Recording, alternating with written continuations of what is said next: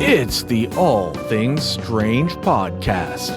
We are your hosts, Agent Anderson and Agent ETA. Come along as we examine UFO sightings, conspiracies, and all things strange. You can find all of our wonderful links in the description on the Linktree, where you can find our Discord, our Patreon, our merchandise, and more.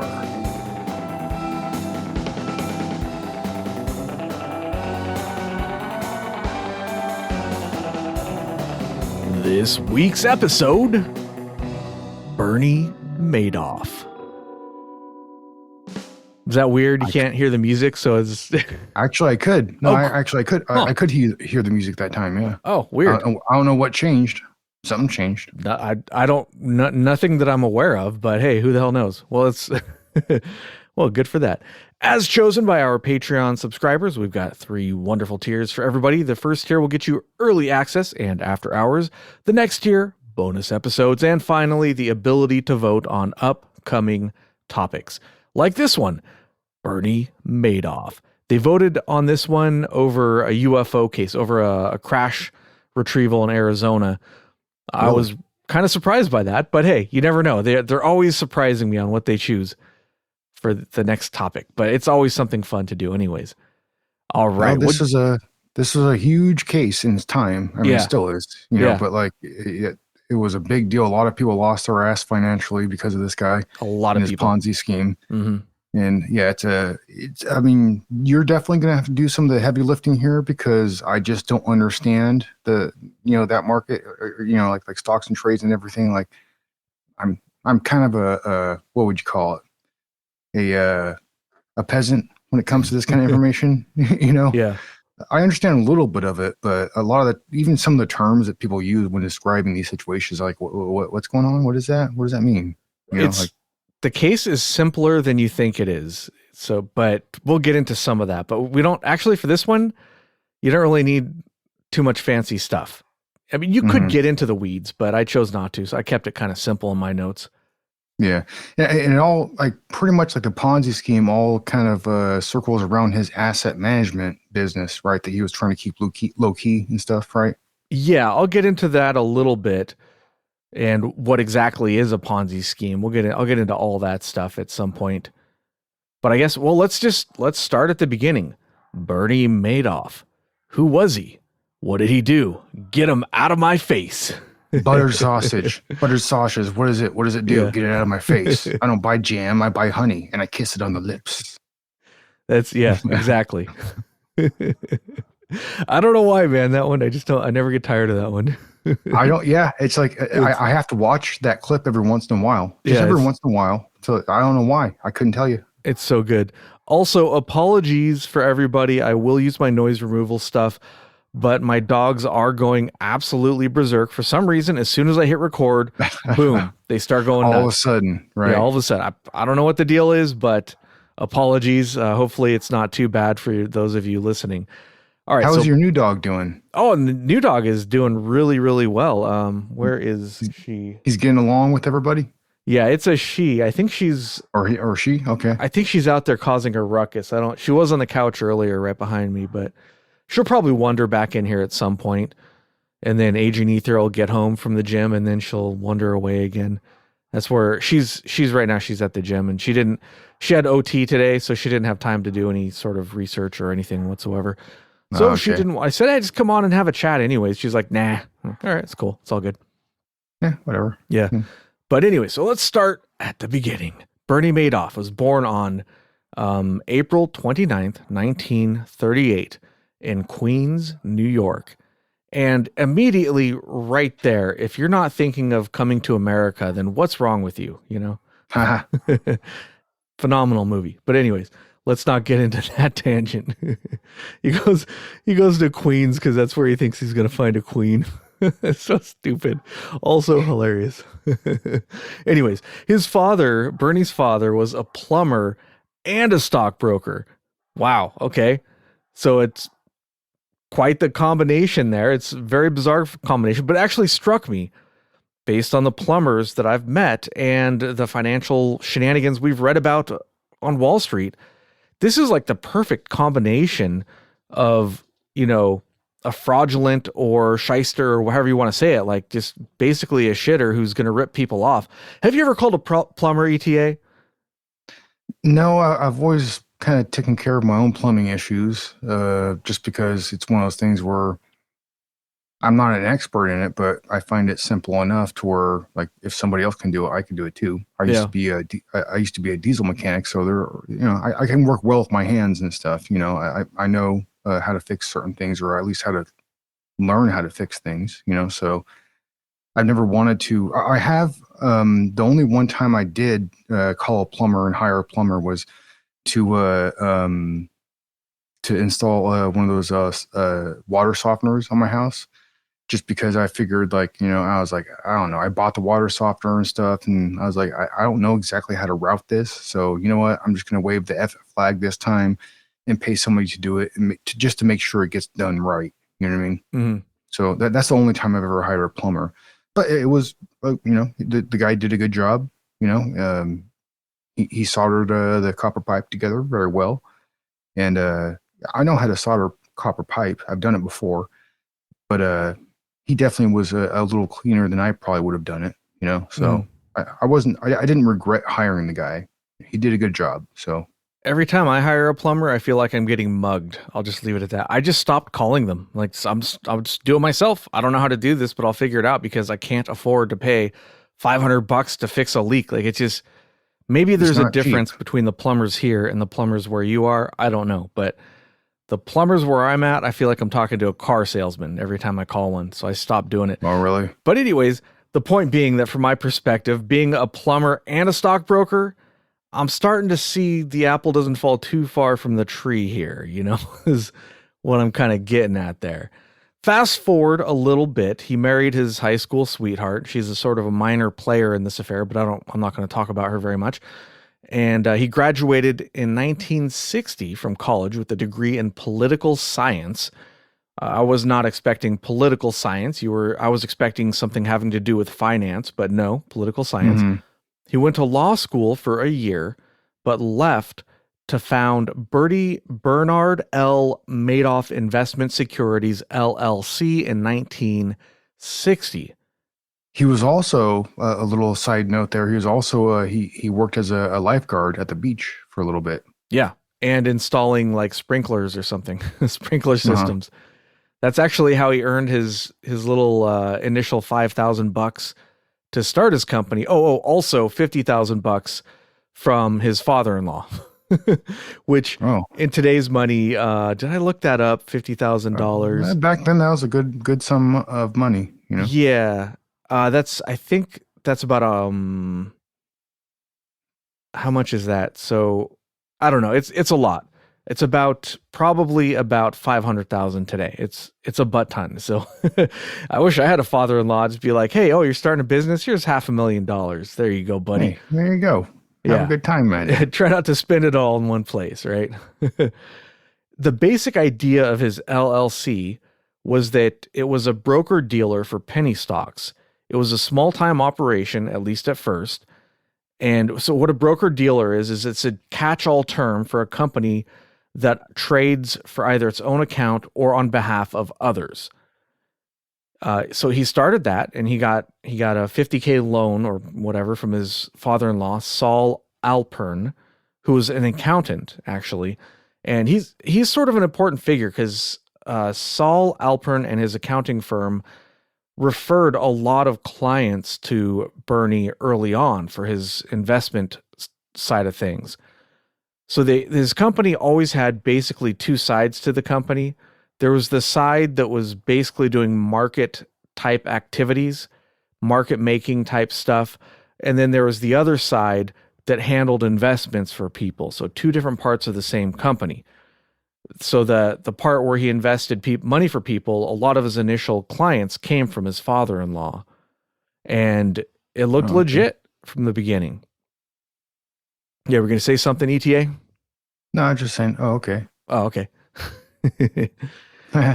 So the first task he did with his legitimate side of his business was a market maker for the pink sheets. So pink sheets, that's the over the counter for penny stocks. It's done a little differently than, the big, like Microsoft does not trade on the pink sheets. I don't want to get into all the details in that stuff because it doesn't really matter that much for this case. It's just he started small, I guess is the point. But one of the important things he did was he was an early adopter of computer technology in order to compete with the bigger companies on the New York Stock Exchange. So he bought computers and figured out how to run them, or I'm sure he hired people to figure out how to run them to do trades. And this system was a big part of what eventually became the National Association of Securities Dealers Automated Quotations Stock Market, or the NASDAQ. Yes, that NASDAQ exchange. He didn't invent it, but he definitely contributed to it a decent amount. He was on the ground floor when it became a thing. Yeah. Right. Yeah. Which is actually pretty impressive. Like some of the like the dealings and goings on that he was involved with throughout his career are actually pretty impressive. Like the guy has a lot of accolades and a lot of stuff that he was involved in that, I mean, the guy was an extremely influential person throughout his career. He accomplished quite a bit while also ripping people off. Well, and that's the strange thing is his the legitimate side of his business was very successful. At one point, they were the largest market maker on the NASDAQ. And in 2008, just a random statistic I found, it was the sixth largest on the S&P 500. We're talking about a lot of volume going through his exchanges. He was making good money on that part of the business. He didn't need to rip people off to make money. He was doing really good. That's kind of one of the things that really strikes me as strange as far as like this behavior that he ended up being exposed upon, what he did as far as ripping people off and stuff. He was successful enough, with just the legitimate stuff that he was doing. Like he would have still been wealthy and been very successful if he had just kept to legitimate business dealings, but he I guess he had to push it, he had to do more, Yeah, it's a strange thing. I think I've talked about this before on the show, but I think for some people it's about the money, but it's more than that. They really enjoy ripping people off. There's something about it that they love doing. I don't know. They just that feeling when they take somebody's money and they know they've just stolen from that person and that person doesn't even realize it, I won't go on the tangent again, but a really good book on the topic that kind of, I don't know, I found it very fascinating, was Confidence Man by Herman Melville, which is about a confidence man, a con man short for confidence man. But I won't go on. I think I've already gone on that tangent before on a previous episode, so I don't want to do it again. But another interesting accolade, or I don't know, innovation, I guess. I don't think he invented this one either, but Bernie's company was one of the earliest to use something called payment for order flow. A lot of people call this a legal kickback scheme. Some people say it's good. Some people say it's bad. Again, this is a whole other episode. I don't want to get, there's a whole can of worms. I don't want to get into that. But basically, this is when a market maker pays a stockbroker for routing trades through them. So Bernie's company, his job is to provide liquidity to the market. A broker's job is to try to find the best price possible for their clients. So when Bernie says, if you buy from me, I'll give you a little bit of a kickback there to get more of the order flow, that's a little bit of a conflict there. How can you get the best price for your client when somebody's bribing you to use their particular order? It's questionable. And this is, if you've ever traded on some of these places, these brokers that don't have commissions, back in the day, they used to have, you kids don't know about this, but back in the day, stock trading used to have commissions for retail. If you went to buy shares of a stock, you would pay anywhere from $5. That was in the very low end. That was like Scott Trade and a couple of other disruptors were charging $5 commissions per trade. And that was insanely cheap, all the way on up to $20, $30, even $50, depending on who you were going with. And that's because those stockbrokers have to make money somehow. They don't make very much money just holding your stocks. They make a little bit on that. I won't go down into the weeds on all that, but they got to make a lot of money to stay in business. So the way they did that was commissions. That way, you trade, they make a little bit of money on that. And if you think about the money involved, you're going to invest $1,000, $2,000 or 5,000, whatever it is you're putting in, small time stuff that retail investors do. $5, $10 commission, not that big of a deal, So it's not as bad as it sounds. These days, if you trade on like Robinhood or somebody like that, it's commission free.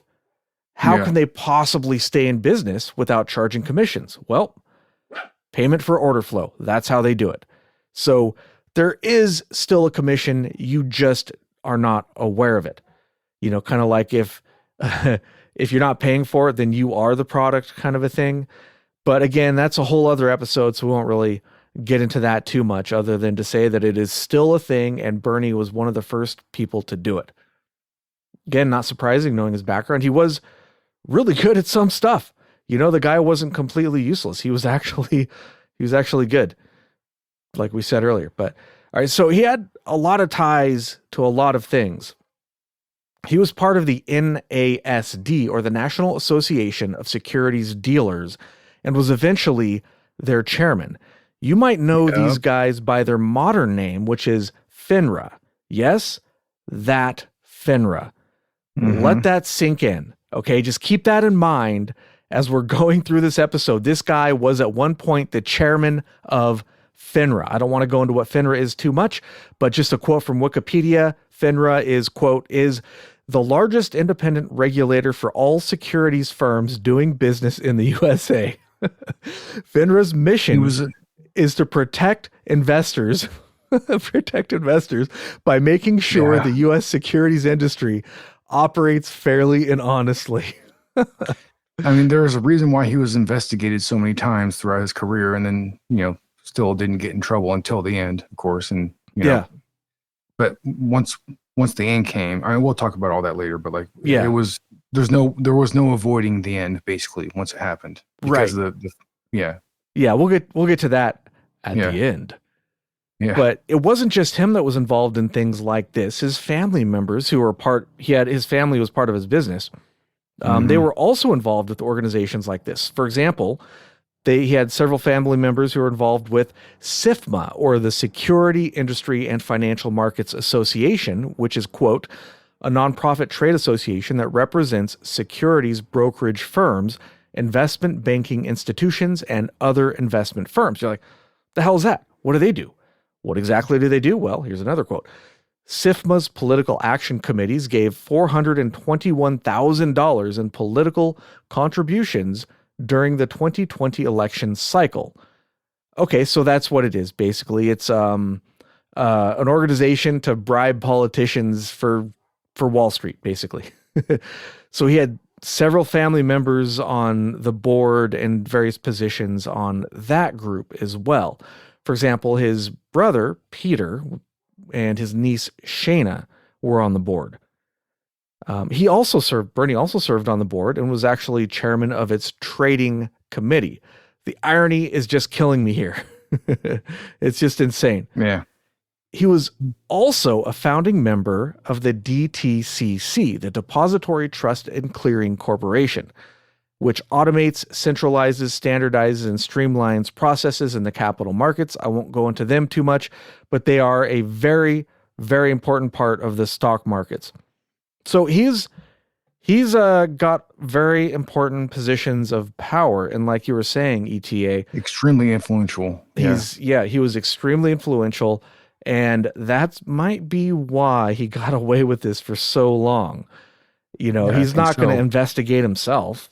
He already knows what he's doing, Like you hear these stories about people who met him, and he was basically a celebrity. Like, oh, I can't believe I met him at the country club, and it was so cool. I met this celebrity there. He was a rock star, until he wasn't. Mm-hmm. Yeah. And also, like, a lot of the people that decided to invest with him, he would play these mind games. Like, at first he'd tell you, "Oh no, I can't take your money. I'm dealing with too much right now." And then he'd call you back sometime later and say, "You know what? I mean, if you want to, I guess I could help you out a little bit." so that would make people want to invest even more money that they originally even, more than they originally planned on and what have you. But I guess the guy was very good at manipulating people. You know what I mean? Yeah. And he knew how to play that game.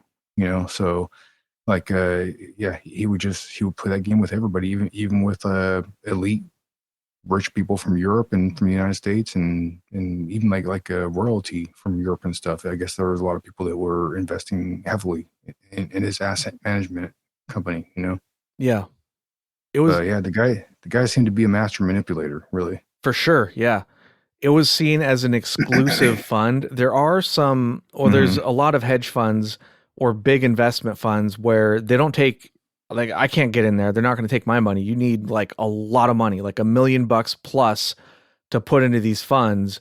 And it's not easy to get in. And that's what he did. He cultivated himself as a very exclusive investment group. That was a big part of his deal was being exclusive. And if you had the opportunity to invest, then you're lucky to be able to invest with his firm, Right. So that, and part of the reason for that too is that the returns that he was able to get, as quote unquote returns, but he got really good returns for his clients, like consistently good returns. Some might say suspiciously good returns. A little bit. Yeah. And it didn't seem to matter what the market did. He always made returns. Like he never lost. He rarely lost money, like month to month or like year to year. Definitely not, Yeah. I think I saw there's only 7 out of the entire time he was doing this. He only reported a loss for like 7 months. We're talking about decades of trading. That's unheard of. It's ridiculous. Absolutely ridiculous. There's very few people who can post these numbers, and he wasn't posting crazy numbers. That's part of the reason why he was so successful. A lot of Ponzi schemes will do like 20% annual return, and then they run out of money because you can't keep that going for too long. He only did like 10% annual return. I know that doesn't sound that crazy, but it's pretty consistent. He was very consistent in those numbers, right? Yeah. There's only a very small handful of investment managers who have been able to post numbers like that or better. Like, for example, Peter Lynch, he averaged something like 29% annually, which is just insane. He's one of the rock stars of investing. I think he worked for Fidelity's Magellan Fund, he was an absolute superstar, but he actually, hold on. Did I feed the dogs? I don't know. Oh, fuck it. Feed them again. Yeah, Who cares? Right. Beer They're break, guys. Beer break. Sorry, I gotta go feed the dogs. What kind of beer are you drinking? Some Racer 5. Oh, nice. Good stuff. Good stuff right there. All right. Edit. Let me put a marker. I'll be right back. All right. So where were we? Let's get back to the show. All right. So that's just like a little bit of background information on who he was and what he did. Now let's get to a little bit more of the details. He hired his brother, Peter, as a senior managing director, Peter's daughter, Shayna, as a rules compliance officer and lawyer for the company, and his own sons, Mark and Andrew, and his nephew, Charles Wiener, worked in the Weiner, yeah, not Wiener, Weiner. I prefer Wiener. I after E or whatever, worked in the trading department. So his family, this company was stacked full of his family. And we'll get into that a little bit later, theories on that. But nobody knows exactly when the Ponzi scheme started. Bernie said he didn't start it until the 90s. But there are some witnesses who went on record saying, no, I managed this crap for him starting in the 60s. So just think about that. Let that sink in. This Ponzi scheme was running since the 1960s in all probability. That's a good run. He didn't collapse until 2008. And then even then, it wouldn't have collapsed without the global financial meltdown or the, subprime lending mortgage and the collapse of Bear Stearns and AIG and all that shenanigans, which, don't get, you think this guy's a crook. We'll do an episode on the 2008 meltdown. It's on the list. We'll get to it. Believe you me, we will get to that because it's Do you think this guy robbed people? He's got nothing on. Anyways, we'll get to that at some point. But so nobody knows exactly when it started, but it probably in the 60s. He said his strategy for making these gains was basically stock picking and market timing with a little bit more complicated stuff sprinkled in. A lot of experts don't believe him, but here's a quote, what he said on one of the ways. There's several quotes you can find on like what he told people his strategy was, but here's one quote. Typically a position will consist of the ownership of 30 to 35 S&P 100 stocks, which are basically like your blue chip stocks, most correlated to that index. The sale of out of money calls on the index and the purchase of out of the money puts on the index. The sale of the calls is designed to increase the rate of return while allowing upward movement of the stock portfolio to the strike price of the calls. The puts, funded in large part by the sales of the calls, limit the portfolio's downside. What does all that mean, ETA? I have no fucking clue. It's a bunch of technobabble. It doesn't matter what it means. You know why it doesn't matter what it means? Because he didn't do any of that stuff. He just took their money and put it in a bank account.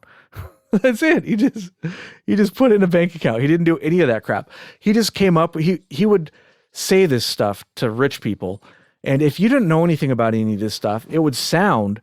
This guy's got a reputation. What are you doing, Agent Ether? Agent Ether is saying hi. Hello.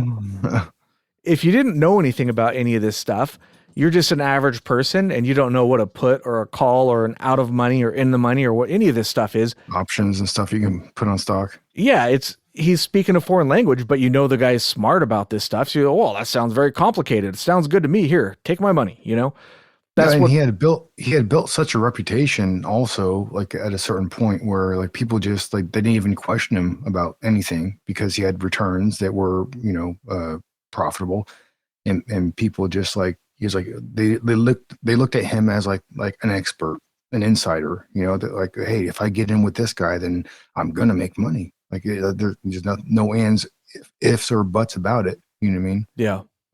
So he had created that reputation at a certain point where people just didn't even question him. There were a couple of stories about people who questioned him about his strategy in detail, saying, okay, that sounds great. How do you do that specifically? And he would like stutter and couldn't really answer about the details of those strategies. Those are some fairly complex strategies. He would sidetrack and say that it's like a proprietary plan that he has. He can't reveal what he does because he doesn't want anybody else to steal his ideas. And yeah, he couldn't answer it though. So there was a couple of people who said, yeah, we knew he was full of shit because he couldn't tell us what he was doing. If a client's coming to you with hundreds of millions, or in some cases over $1 billion to invest, you bet your ass they're going to want to know what you're doing with their money. They have every right to know. I would want, if I'm going to invest that kind of money, I would want detailed information of exactly what I'm sinking my money into. I would want to be give some kind of reassert. God damn it. Reassurance. I would want some kind of reassurance, to know that I'm not going to just be throwing away this money. I wouldn't want to. Yeah. I don't like. I'm not a big risk taker. You know what I mean? Maybe some people are. There are a lot of people are really gamblers and stuff. I'm not a gambler.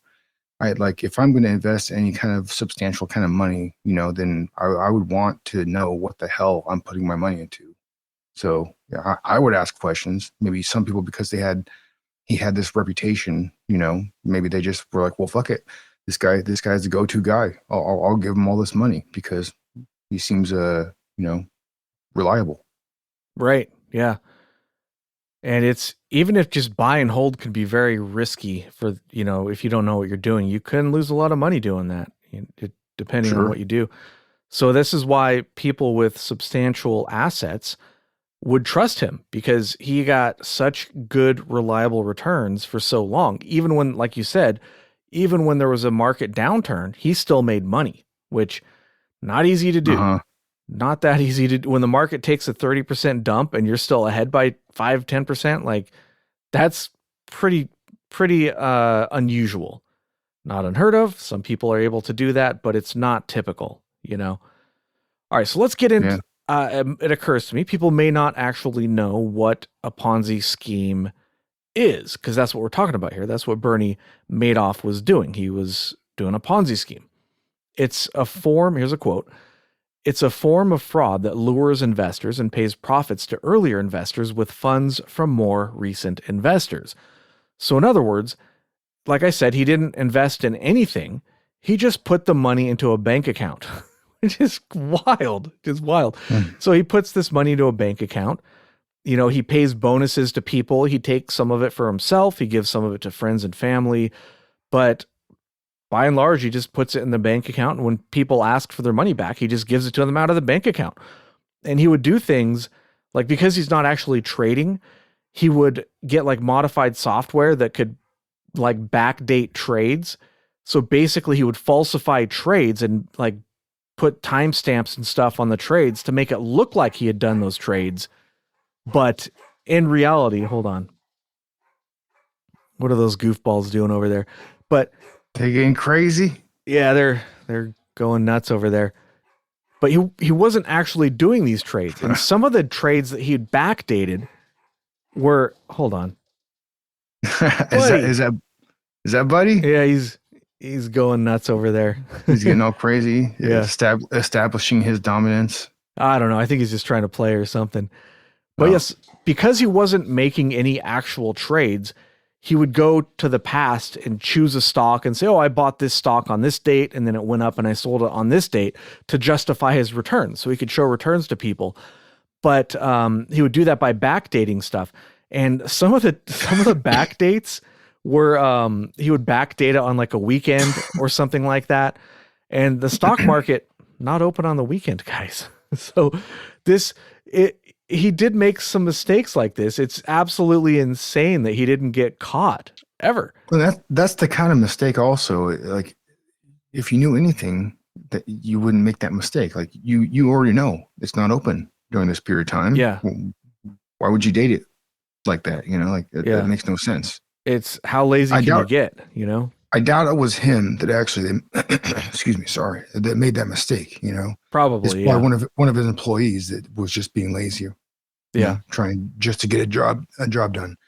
And they had, excuse me, sorry. They had billions under management, so they had to fabricate an awful lot of these trades. In fact, that's maybe getting a little ahead of ourselves, but there were a couple of whistleblowers throughout the years who looked at his numbers and said, look, this isn't possible.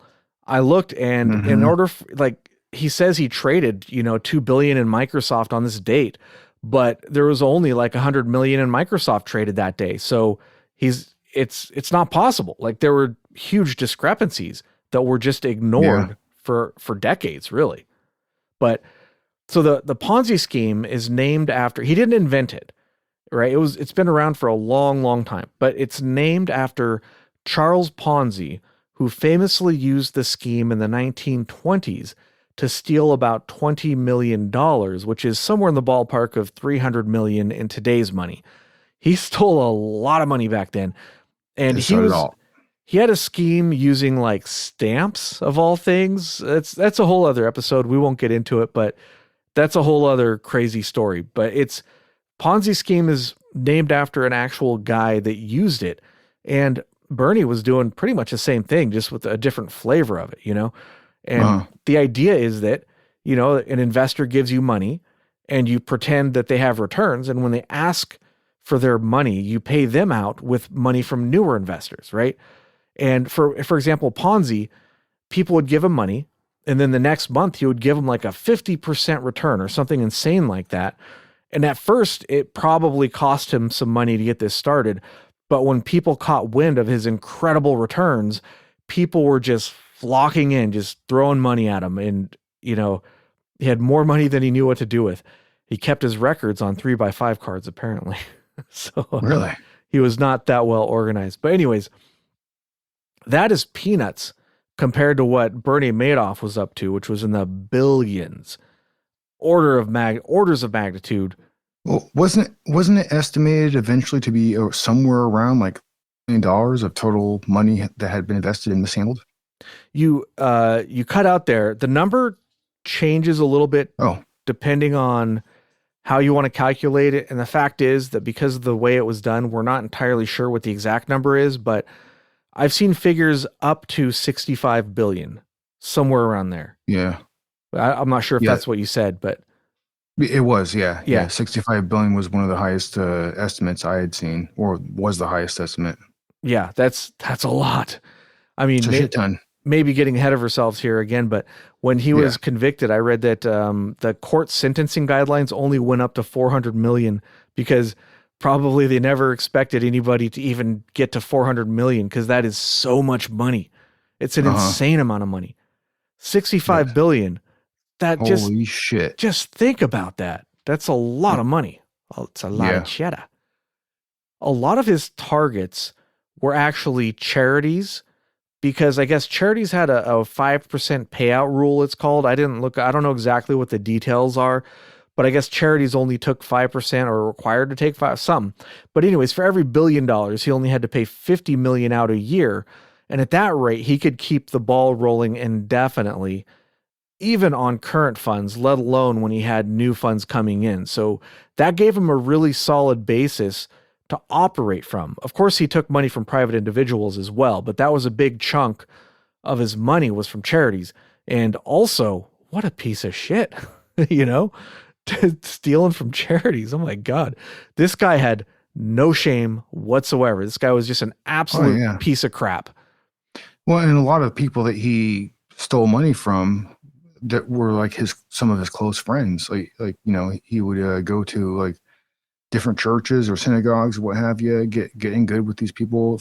It's been said that he was a very, he had an infectious personality of sorts, and he could hold a good conversation, even though some people say that if you asked him about certain things, he would kind of clam up and not want to talk about it, like specifics as far as his investment strategies and stuff, But when he's hamming it up with people that he wants to have as investors, what have you, I guess the guy was a very likable guy. A lot of people thought that he was, a good friend of sorts, and they decided to invest with him, and he just completely ripped them off.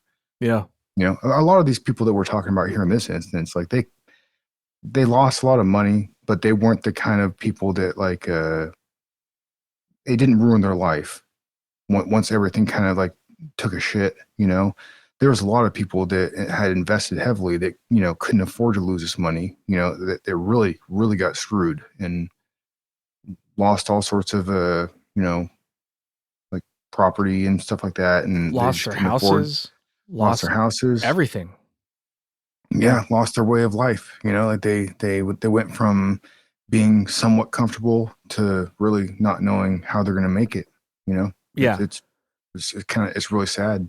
Not everybody that he ripped off was like a Jeff Bezos type, right?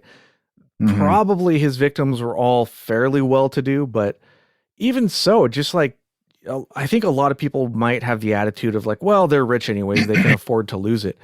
But I mean, imagine that you start a company, you become successful, and you earn $10 million, and then, that you've won the lottery, so to speak. You've achieved your dreams. Everything you ever wanted in life, you won. You won the game of life. That's it. You're great. And then it turns out that no, all of this that you worked decades to build up, it's gone. Just overnight. Boom. It's gone. Yeah. I can't even imagine. You made the mistake of investing a hefty portion of that wealth that you had accrued into this guy's, business, or this guy's asset management business, and then all of a sudden you find out it's all gone. Yeah. You basically just threw all your money away, there's nothing you can do to get it back. Nothing.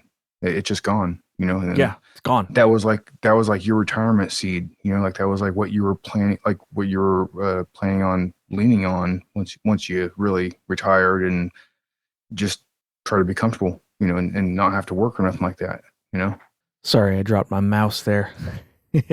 But no, yeah, totally. There's one interesting thing about this case was that Bernie Madoff was Jewish, and he targeted a lot of Jewish people. Some of them said they trusted him because, he would meet them either at like a religious function or at like a country club or something, but he was sort of in the club, right? So they Yeah. trusted him because he was Jewish. And there's a specific term that somebody came up with this, but it was a strange case where he was targeting a specific group of people as like his core victims. Of course, as it grew, it became much, much larger than that. And by the end, he had feeder companies or groups all over the world who would find rich clients everywhere, South America, North America, Europe, all over the place.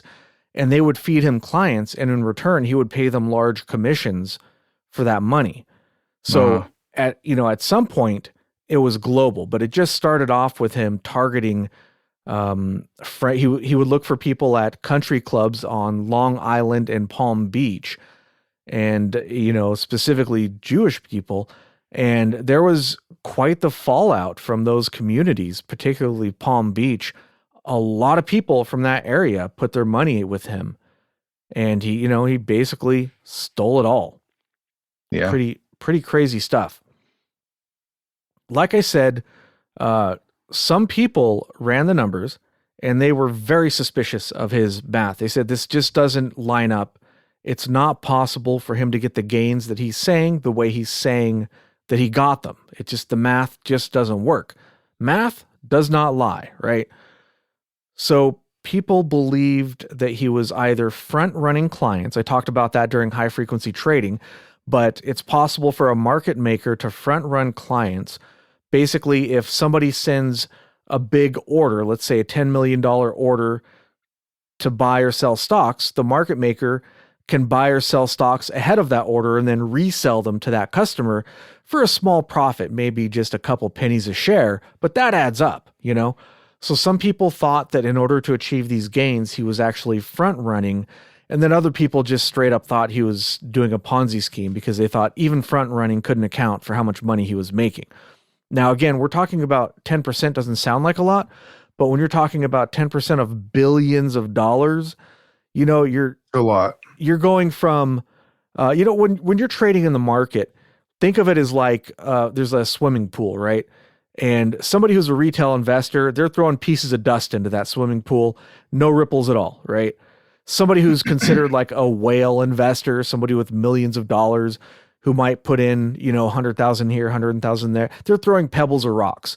Bernie Madoff, with billions of dollars under management, he would have been like an elephant jumping into the swimming pool. In other words, anytime he transacted, there would have been evidence of that in the market. The market would have shifted based on the size of his transactions, but there was no such evidence of his transactions having any effect whatsoever on the markets, not at the, dust level, pebble level, no level at all was he affecting the markets. So that was a big red flag to certain people who were critical of him. But just like we've seen in other cases like Enron, people don't want a winner to lose. They want to cheer for the winner, How many sports teams, the successful ones so successful sport teams have a lot more fans than the losing ones, Of course, naturally, yeah. You always got your underdog lovers and stuff like that, but I mean, nobody wanted him to fail and people didn't want to be critical of him. There were people that reported him to the SEC and the SEC was like, meh, I don't know, So yeah, the math didn't add up and his returns were basically impossible. Now, there were a few investigations over the years because, like I said, people did report him to the SEC and other places. For example, the SEC investigated him 16 times. 16 times. And found nothing. Nothing. No. Pretty much the whole time, which to me looks like they weren't really looking. Really. Well, the investigations were either comically incompetent or they just weren't really investigating him because they did not even check his stock transaction records, right? Well, they definitely never went to the 17th floor in the lipstick building. That's for sure. Yeah, they didn't look at his records because he didn't have any.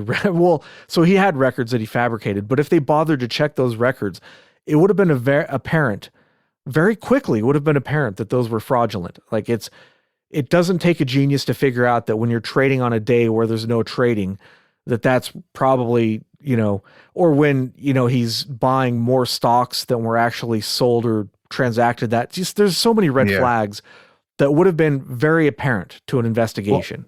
Well, I even remember hearing a story of during one of these investigations, there was records that were requested about, like certain trades he had made, what have you. And then he called down to whatever floor it was where he had employees that were supposed to have the records, but basically he had them fabricated there on the spot at that very time. Yeah. And they printed out all these papers, of records, and they even had to put the papers like in a freezer to cool them down because they were hot off the printer, literally hot off the printer. So they knew if they just presented these right away, then they'd be like, whoa, this paper's hot. Like you obviously just printed this out. And so not only did they put it in the freezer to cool it down, but they also like tossed it around, like a ball or something like that. And like they manipulated these papers a bunch to give the appearance that it had some wear and tear on it. You know what I mean? Step on it a few times. Yeah. So that's kind of ridiculous. They weren't looking that hard. Yeah, but if you're going to do something like that, I guess you got to put in a little bit of effort, right? Yeah, you got to pretend a little bit. Yeah, they put that little bit of effort in. Yeah, good for them. Good for them. Yeah, they passed the scrutiny, I guess. The little bit of scrutiny, if you want to call it that. Yeah. There's another case of shenanigans. A dude named Eric Swanson, who worked for the SEC, was investigating them. During the investigation, he started getting a little romantic with Shayna, and they ended up actually getting married. Really? Yeah. So that goes to show you how serious was this investigation if he starts dating one of the people he's investigating, That was his niece, right? Am I mistaken? That was Bernie's niece. Yeah, Bernie's niece. Yeah. But she worked for the company. She was their lawyer. And he's like, that's just, can you imagine a criminal investigation where like a detective's investigating a murder suspect and actually ends up marrying them instead? Does it happen? I don't know. Crazier things I'm sure have happened, but it is very suspect. Does that become a conflict of interest? Oh yeah. It shows a huge lack of dedication on the SEC's part, but we know for a fact that the SEC is not like super into busting people. There's a lot of episodes we can do on financial stuff, but are they the most moralistic agency in existence? No. Well, as I demonstrated earlier, I don't think I didn't read that Bernie was actually part of the SEC, but he was part of regulatory agencies, and that's how it is in Wall Street. He was an advisor to them at the very least. The people on the boards of these things that are supposed to be investigated, they're the same people that they're supposed to be investigating. It's wild. That's why it's no wonder why some things get swept under the rug. Right. You know what I mean? Like, and there's some cases where I'm like, why did that person go to jail for doing the same thing that everybody else is doing? Like, for example, Martha Stewart, who she was doing basically like insider trading or whatever, but it's like, it wasn't that big of a deal. She was doing the exact same thing that everybody else is doing. My theory on that one is that she was mean to somebody and she pissed off the wrong person or something. And they're like, all right, well, fine. If you're going to give me attitude, then I'm just going to throw the shoe at you or whatever, slap on the hand or whatever it was they did. But it was like, dude, why go after her specifically when everybody's doing it? I don't know. Yeah. There are bigger hogs out there in the pasture. You know what I mean? I can't imagine she was that big of a deal where you had to, throw the book at her. You know what I mean? I'm not super familiar with that case. Maybe I should put it on the list. I don't know. Nah, neither am I. I just knew it happened. Yeah. Something happened there. But it's that case, like you said, it's a smaller amount, so it's not as interesting as cases like this. But anyways, Eric actually did misdirect attempts to investigate the company after he was romantically involved.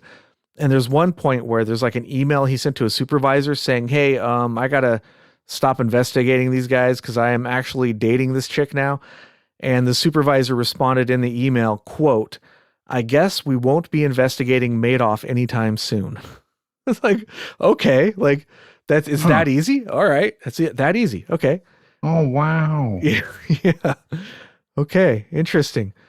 Um, the let's see, there was a couple people specifically. There's a lot of people who noticed mathematical inconsistencies and reported them, but just a couple of people to mention of note. Edward O. Thorpe in 1991 found discrepancies. For example, Madoff said he bought 123 call options for Procter and Gamble on April 16th, 1991, but on the market for that day, only 20 options had been bought. So that was clearly not true. Yeah. Harry Markopoulos, a financial analyst, was asked to replicate Bernie's fund. That's a thing. If somebody makes a strategy that's successful, you're going to see a bunch of other funds or groups popping up to mimic that success, whatever it may be. There's all sorts of wacky investment strategies out there. If one of them pays off, you guarantee you that there are going to be imitators popping up very shortly thereafter. It's money. Why wouldn't they? If it's a working strategy. Absolutely. Yeah. Yeah. My personal favorite is there's an ETF. It's who's that guy? Jim Cramer. It's an anti-Jim Cramer fund or inverse Cramer fund. So I don't know who that is. they try to do the opposite of whatever Cramer says. I remember Kramer from Seinfeld. No, Jim Cramer is a TV personality who he makes calls and stuff. He suggests people buy things and whatever. Of course, with the asterisk, this is an investment advice, blah, blah, blah. The few times I've actually looked at what he said, I've done the opposite and actually made money, Oh, really? in very small amounts, Well, I mean, strike me as being maybe naive, but I don't think you're going to have any kind of advice that comes off from a TV show, whatever it was, that's going to make you big bucks. It's that kind of information doesn't people keep that close to their sleeve. It's right.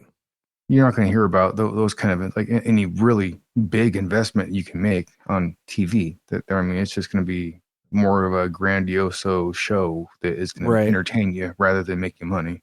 This guy was the real deal at one point. He made a shit ton of money trading the news, buying and selling options based on news that came out. He got the news as early as he could, and he made a bunch of money on it, millions of dollars reportedly. If you want to see a really fun interview, though, look up Jon Stewart's interview of him. He basically ripped him a new a-hole because the problem is that he'll make these recommendations on stocks and people buy them and people lose money on this stuff.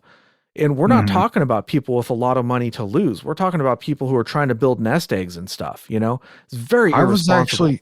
I was actually very surprised to learn recently. I don't know how recent this happened, but it was news to me that I guess Jon Stewart's now back on the Daily Show again. Yeah, because it was so bad. So bad. Well, oh yeah. Ever since he left, it was so bad. But that's maybe a topic for the after hours. No, after hours. What am I, English? Yeah. The after hours. I was just surprised to see that. That's all. Once you mentioned his name, I was like, I remember seeing that. I was like, holy fuck, really? Yeah. Okay. All right. It got so bad. Like the guy that replaced him, I used to like that show, but the guy that replaced him, the show turned into basically whining about Trump winning. The whole show, Orange Man bad. And I'm not a huge fan of Trump. I don't dislike him necessarily. I think he's better than Joe Biden, but I mean, why get into the weeds? This is not what the show is about. So let's not polarize ourselves like that. Well, yeah, but the whole point is like, whether or not I agreed with him, it's not entertaining to just watch a guy whining about Trump for 30 minutes. It's just not. Yeah. He wasn't even making funny jokes. He was just whining. It's like, come on, dude. At least be funny about it. What was his name? Trevor Noah? Yeah, Trevor Noah. Yeah. He just wasn't funny. He was a one-trick pony kind of in that way. Like I'm sure the guy has talent. Obviously he got there for some reason, but I mean, he just the repetitiveness of the topics that they would cover, it just got old real quick. I would have loved to see literally any of their other correspondents step up to host the show, whether it's Spantha B, Wyatt Snack would have been so good. Like any of those guys would have been great. let's be honest, Samantha Or Bee gals. was pretty fucking trash, dude. I don't know. I thought she was funny. I thought she was fucking horrible. Oh yeah. I thought absolute fucking trash, dude. No, Well, maybe she I'm was wrong. even worse than him, I think. Like, Maybe I'm wrong about that one. I don't know. John Oliver. I don't know. There's a lot of funny people working on that show that would have done a much better job, I think. But anyways, yeah, let's John Oliver's trash too. not get too far into that. What are you talking about? He's funny. Get out of here. But Let's not get too far. That's my opinion. I'm sticking to it. yeah. No, that's all right. Hey, everybody's trash. entitled to their opinion. But yeah, we don't like getting too political on this show because, we like everybody to be welcome. We want to talk about weird stuff. You don't got to be divide. You don't got to be part of a particular political party to enjoy weird stories, So Of course, no. Yeah. that's why we try not to get too much in the weeds on that kind of stuff. Because I think it's too far afield for what I want to do for the show. But anyways, back to Harry. It's not what we're about. Yeah. Back to Harry Markopoulos, who's a financial analyst. He was asked to replicate Madoff's returns in a fund. He said he looked at Madoff's records or strategies for 4 hours. And after 4 hours, he determined that Bernie was a fraud. It took him 4 hours. Well, 4 hours. From what I heard in one of those interviews, like it didn't take that long for him to figure out that he was a fraud. It took him 4 hours to figure out it's a Ponzi scheme. Right. Like, yeah. He learned very fast. All right, all this information I'm looking at is very suspect. There's definitely some fraud going on here. And then as he looked into it more, he was like, all right, this isn't just fraud. This is something more. This is a Ponzi scheme. This is big, Yeah. And he sent his notes and his research and, an explanation and whatever. He didn't just call up the SEC and say, hey, I kind of suspect this is the case. He actually gave them proof. And the SEC did absolutely nothing about it. And he did this multiple times. Yeah. He sent reports to them multiple times. I think it was like 2001, 2003, 2006, 7. Like, I might be wrong about that. I know that he sent multiple reports. Yeah, he did. Yeah. Time and time again. And time again, they was just, I guess it fell on deaf ears, Yeah. And by this he ended up being right. By this time, the fund was the largest private equity management fund in the world. Yeah. Largest let that sink in, largest in the world. The guy who used to be the chairman of FINRA or whichever one it was, he also reported it as a side note to the Wall Street Journal, who of course also ignored it. To be fair, the Wall Street Journal, their job is not really to expose fraud. That's not really what they're about, as far as I understand, I mean, if it comes to light, they should report on it at least, though. Yeah. Which they did, and eventually. But they were not going to break a story like that. Not a chance they're going to take a risk like that. Yeah. Which I can understand that, because that's an awfully big bridge to burn, There's going to be, and it's not just Bernie, it's all of his buddies, all of the influence he has. That would be suicide for the Wall Street Journal to do that. But anyways, he found 30 red flags that he pointed out. For example, Bernie's returns were basically a straight 45-degree line upwards, just like this, a straight line that if you graphed his returns over time, it was just like that, just a 45-degree. And anybody familiar with any of this stuff will know that doesn't exist ever. At least we're talking long term. We're talking over decades. That's not a thing. Go look up any market. Go look up the S&P 500, the Dow Jones. Go look up the NASDAQ, whatever. Take your pick, look up anything. You will never see a 45-degree line. It's just not possible. So that's one of the red flags. We won't go over all 30 of them, obviously. That'd be a little ridiculous. But so anyways, there was multiple people who did this sort of mathematical stuff and proved that there was some kind of shenanigans. Again, won't go into all of them. It'd be sort of, beating a dead horse. So let's get to the end here. This went on and on and on and on, and it wasn't until the 2008 financial collapse that he finally, the Ponzi scheme was undone. fell apart because everybody wanted their money back. And Yeah, everybody was in a state of panic, and everybody's like, look, I'm sorry, I need this money because I got to yeah, move it over here or whatever. Shit's hitting the yeah, fan. I don't want to be in the markets right now anyways. So everybody wanted their money back. And of course, it just wasn't there yeah. because of the scheme he was doing. It's not like he put the money in the bank and let it sit there. He would pay out other investors with the money from newer investors. He would pay bonuses. He paid millions, tens of millions to his friends and family for like, loans or, business expenses, whatever. So the money just wasn't there. He had like a few hundred million or something, but not 65 billion or whatever it was that he was supposed to have. So, Nowhere near. yeah. So at that point, it all started to collapse. And then he tried to scare up new money. Went and tried to hit up a bunch of people for, fresh investments or whatever. Hey, I got this new idea for this crazy new fund. It's going to make all kinds of new money. But nobody in their right mind was putting money into the markets at that time. The markets in 2008 were like, it was a mess. It was like a free fall. It was crazy. So people were not getting in. They were all afraid. So he couldn't scare up the money.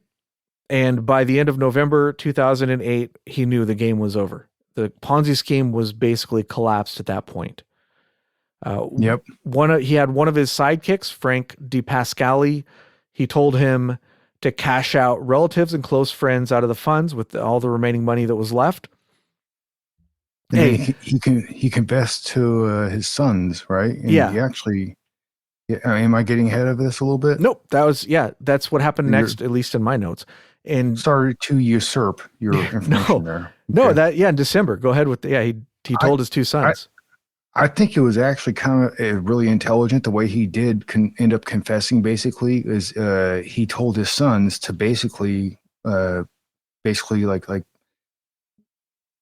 to the feds and turn him in, which saved his sons from accusations and stuff. So I guess the guy did have some consideration for others around him. He wasn't just like he cared about his sons at least, Yeah. So he went to his brother first and then his sons, from what I understand.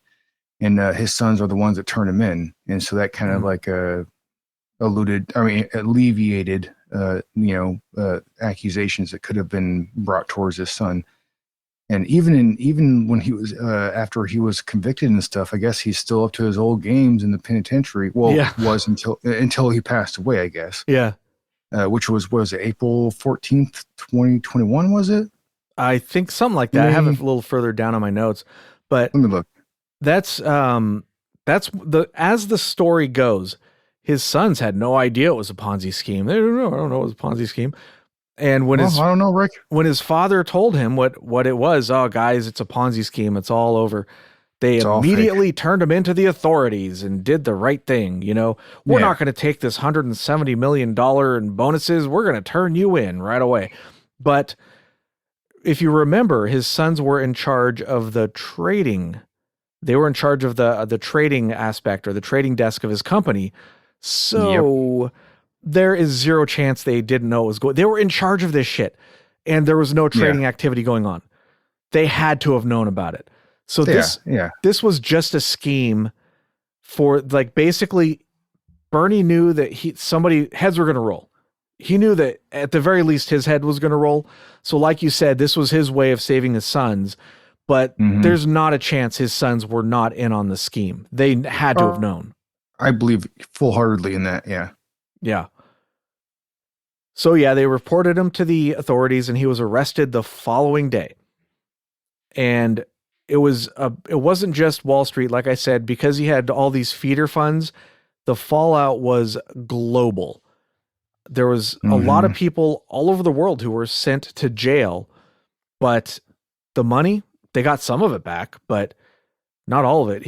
Bernie, not much. Bernie was worth a couple $100 million and they got a little bit of that back, but we're talking about 64 billion, more or less, give or take, Yeah.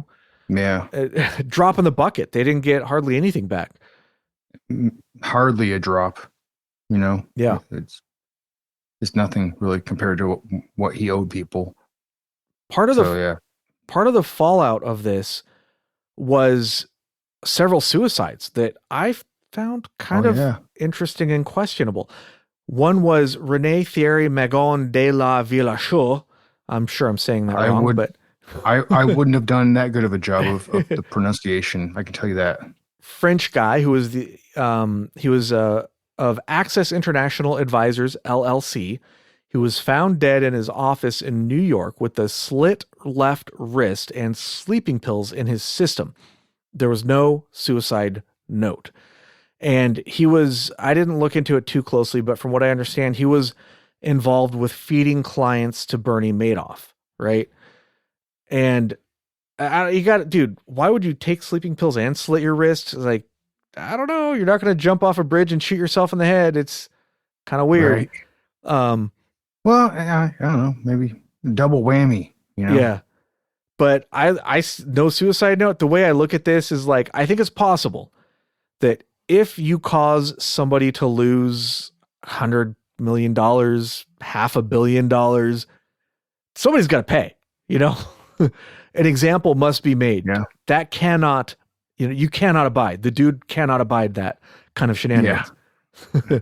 William Foxton, age 65, lost all of his money and his family's money, and he shot himself in a park. And that one, I think, probably was a legitimate suicide. Mark Madoff, the elder son, was found 2 years to the day after he turned in his father, on the exact day, hanged in his apartment by a dog leash. No suicide note. Dude. Well, I mean, could it have been possibly like erotic asphyxiation? It sounds to me, because of the timing and Maybe. The use of a dog leash, to me, that sounds like somebody was sending a message, right? If you're going to hang yourself, are you going to do it with a dog leash? Or, I mean, yeah, no, you're not. Know, like most men, like there are statistics out there that, like when a man commits suicide, usually it's not by hanging or even slitting the wrist. You're probably going to shoot yourself in the head because it's fast, abrupt, and reliable, Yeah. So, but who knows? I think it's suspect at the very least. Dude, I think somebody was, somebody's like, well, I can't get my money back, but you're going to lose your son, Well, yeah. I mean, so while Madoff was going through a trial and stuff, like when this all first came out, there was like a lot of people that were like, swarming around his apartment or wherever he was staying in New York, and they were saying like, "Hey, it's not too late. It's not too late, dude. You can still jump." Like they're like trying to like his death, and I don't blame them. Some people lost their fucking ass, Yeah. So yeah, I don't blame him. I would be pissed too. I don't know if I'd call. I don't know if I'd call for his suicide. Maybe I would. I don't know. It depends on how much I lost. But well, I tell him to jump, dude. This guy was a coward. There's no way Bernie would have committed suicide. He's too much of a coward from my estimation. Sandra Weiner, his sister, and also from what I understand, there's a lot of. Yeah, what's up? Huh? Huh? I guess there's a little bit of lag there. Oh, I've seen some interviews with psychologists and stuff that have kind of like cross-analyzed him and stuff, and that they think that he is some kind of a psychopath because he doesn't seem to feel any remorse at all, basically, for what he did. Yeah, he's never apologized for it. As a matter of fact, quite the opposite. Like he basically, like said that like what I did wasn't that bad. It really didn't hurt anybody. Which is not the truth. No, he hurt a lot of people. Yeah. Yeah. Well, yeah, you see like videos of him like getting yelled at by people, and you can see he's kind of smiling, almost like he's enjoying it, Like he's kind of got this look on his face like, I fucked you. I got away with it too, Yeah, yeah. Like that was kind of how he looked. He didn't look remorseful at all. No, not even a little bit. Yeah. His sister, Sandra Weiner, and her husband were found dead in their Boynton Beach home, which was an apparent murder-suicide. The authorities provided no details on this. There's a lot of people surrounding him and his family that ended up dying after he got caught, And Boynton like Beach, I said, where the hell is that? You what? Is that in Florida? Boynton? Boynton. I don't know. It's probably somewhere fancy. Yeah, probably. I'm not familiar with the name at all. So I was like, what the hell? That's kind of a weird name for a beach, but maybe not. I don't know. I assume it's in Florida. Yeah, we'll say Florida. There's a lot of beach in Florida. But sure. Yeah. But that's another weird thing. The authorities didn't say who shot who or what the deal was with that. They just said it was probably a murder-suicide. Oh, really? No suicide note or anything like that again. So we have this pattern here where people involved are being made to pay because they're never getting their money back. And you got to think about the sums involved here. Billions of dollars. Oh, yeah.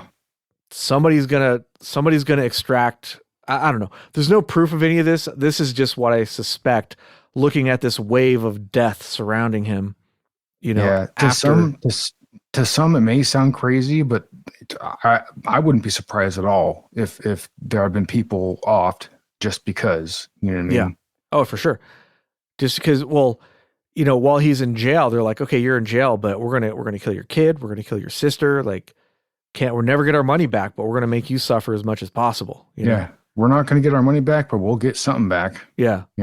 We'll make you fucking feel sorry for what you did, I guess. I don't know. Whatever. Teach his grandmother to suck eggs. Ren and Stimpy. Yeah. my favorite is the powdered toast man with X-ray nipple vision. Yeah. That's great. That show it was not for kids. No, not at all. Nickelodeon should have never made that for kids. There's too much adult humor there, So Bernie was sentenced on March 12th, 2009.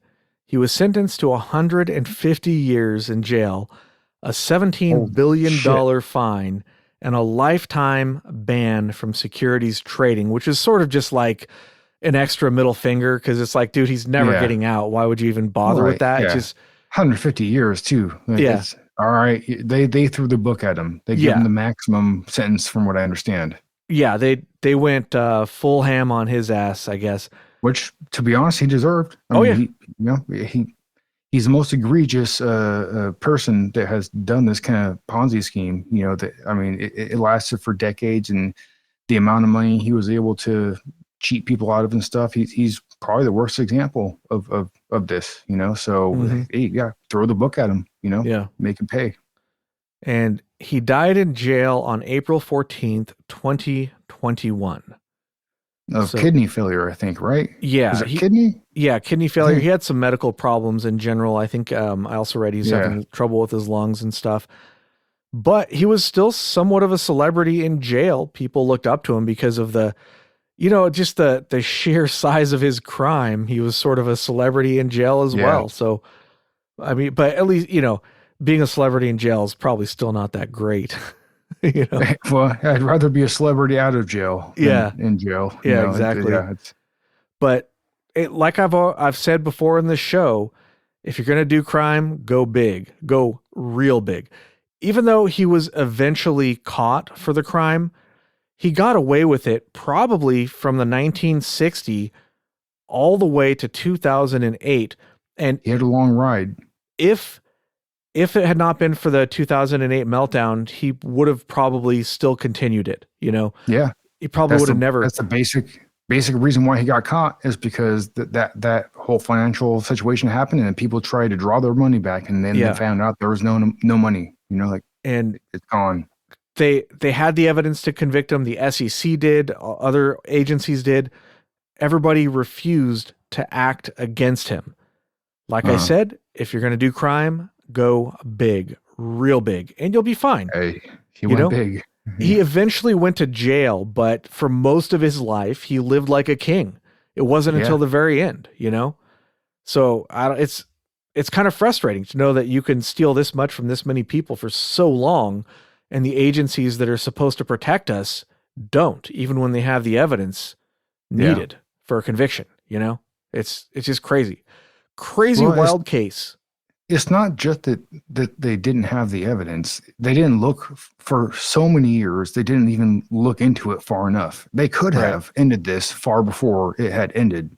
They just didn't put the effort in, because he was such an influential individual and very well respected that they just, they figured, why put the effort in, I guess. I don't know exactly what the reasonings are, but they obviously didn't do their due diligence, Yeah.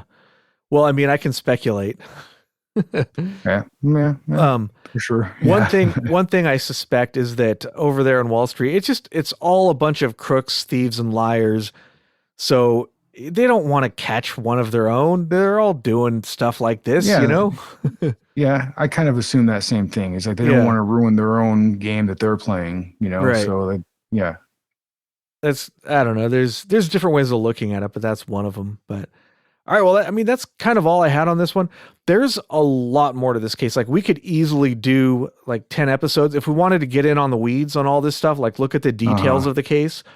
We could easily do 10 episodes, no problem on this one. Oh Easily. yeah. Oh yeah, for But sure. I think, you know, just a short summary of the case, which is what this was, is probably good enough for you guys to get the gist. And if anybody's interested, there are multiple documentaries, there are multiple books written. There's all sorts of ways that you can look in and get more information if you want to get more details on the case. But that's, in a nutshell, that's basically what happened with Bernie Madoff, the, you know, one of the biggest thieves in history. You know, he's called the biggest thief in history, but we haven't talked about TARP yet. So we'll get to that one. That was Mm, even bigger. But okay. that's a topic for another time. So, all right. Well, thank you guys so much for listening. If you enjoyed the show, you can really help us out by suggesting the show to your friends, leaving us a good review wherever you listen to podcasts, and hitting the subscribe and like, and I don't know, the notification bell. And also, if you got any questions, comments, thoughts, did we get anything right? Did we get anything wrong? Let us know in the comments down below, and we will get back to you when we can, hopefully. All right. Sweet, dude. Keep that shit strange.